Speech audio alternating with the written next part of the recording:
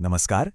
आज के इस विश्लेषण में हम भारत की हाल ही की उन बड़ी उपलब्धियों पर चर्चा करेंगे जो ग्लोबल डिप्लोमेसी से लेकर देश के बुनियादी ढांचे और आम इंसान की जिंदगी को छू रही हैं।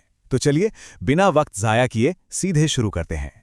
आज की चर्चा का ढांचा 3 हिस्सों में बांटा गया है। पहला, ग्लोबल स्टेज पर भारत का असर। दूसरा, रक्षा और इंफ्रास्ट्रक्चर में नए कदम। और तीसरा, हमारी धरोहर और हेल्थ केयर इनोवेशंस। तो सबसे पहले हिस्से पर नजर डालते हैं, वैश्विक मंच यानी ग्लोबल स्टेज पर भारत की बढ़ती भूमिका। शुरुआत करते हैं मैरीटाइम लॉ यानी समुद्री कानून से। ये सच में एक बहुत बड़ा माइलस्टोन है। प्रोफेसर बिमल एन पटेल को एक बेहद अहम जिम्मेदारी मिली है। उन्हें international tribunal for the law of the sea यानी ITLOS में 2026 से 2035 के लंबे कार्यकाल के लिए जज चुना गया है। इंटरनेशनल कानून के क्षेत्र में यह देश के लिए एक बेहद गर्व की बात है। अब दिलचस्प बात यह है कि ये सफलता अचानक नहीं आई है, बल्कि ये हमारी एक शानदार लेगेसी का हिस्सा है। भारत 1995 से ही UN क्लॉज का एक एक्टिव मेंबर रहा है। डॉक्टर नीरू छड्डा जैसी बड़ी हस्तियों ने इस ट्रिब्यूनल की पहली भारतीय महिला जज और वाइस प्रेसिडेंट बनकर इस बुनियाद को और मजबूत किया था। तो ये उसी परंपरा का एक नया और मजबूत अध्याय है। अब थोड़ा रुख करते हैं ग्लोबल क्लाइमेट बेंचमार्क्स की तरफ। वर्ल्ड इकोनॉमिक फोरम का 2026 का एनर्जी ट्रांजिशन इंडेक्स आ चुका है। इस रैंकिंग में स्वीडन, फिनलैंड और डेनमार्क टॉप 3 पोजीशंस पर हैं, जबकि भारत 70वें स्थान पर है। इसका सीधा सा मतलब यह है कि एनर्जी ट्रांजिशन के मामले में देश में प्रगति जरूर हुई है, लेकिन आंकड़े बताते हैं कि अभी एक लंबा सफर तय करना बाकी है। लेकिन देखिए, ग्लोबल डिप्लोमेसी सिर्फ आंकड़ों और कानून तक सीमित नहीं होती। इसका एक बहुत बड़ा हिस्सा ह्यूमन कनेक्शन भी है। हाल ही में जब वेनेजुएला में भयंकर भूकंप आया तो भारत ने मदद के लिए ऑपरेशन आमिस्ताद शुरू किया। ध्यान दीजिएगा, स्पेनिश में आमिस्ताद का मतलब होता है दोस्ती। ये सिर्फ एक औपचारिक नाम नहीं है, बल्कि मुश्किल वक्त में सच्ची दोस्ती निभाने का एक बेहतरीन उदाहरण है। वैश्विक कूटनीति और मानवीय सहायता का ये रूप देखने के बाद एक बड़ा सवाल जहन में आता है। कोई देश अपनी रक्षा शक्ति को मजबूत करने के साथ साथ अपने आम इंफ्रास्ट्रक्चर के विकास में ऐसी संवेदनशीलता कैसे ला सकता है?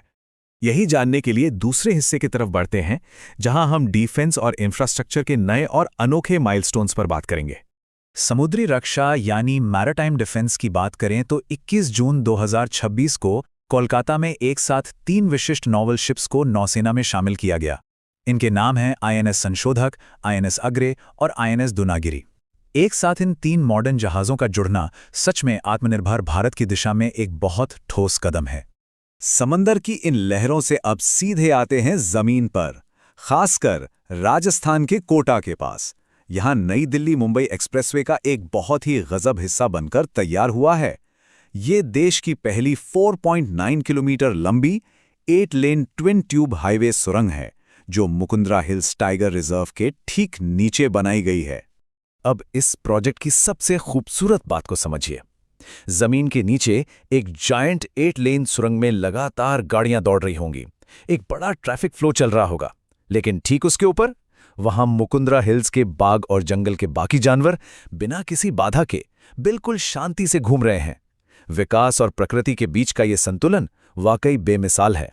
तो देश की सीमाओं और इंफ्रास्ट्रक्चर की प्रगति को समझ लिया, लेकिन एक स्वाभाविक सवाल उठता है कि इन सब का आम इंसान की रोजमर्रा की जिंदगी, उसकी विरासत और स्वास्थ्य पर क्या असर पड़ रहा है। और यही हम देखेंगे अपने तीसरे और आखिरी हिस्से में, विरासत और हेल्थ केयर इनोवेशंस। अपनी पारंपरिक धरोहर की बात करें तो जून 2026 में झारखंड के डुमका क्षेत्र से एक बहुत अच्छी खबर आई। वहां की सदियों पुरानी जादूपतिया पेंटिंग को एक बेहद प्रतिष्ठित ज्योग्राफिकल इंडिकेशन यानी GI टैग दिया गया है। अब ये GI टैग मिलना कोई छोटी मोटी आम बात नहीं है।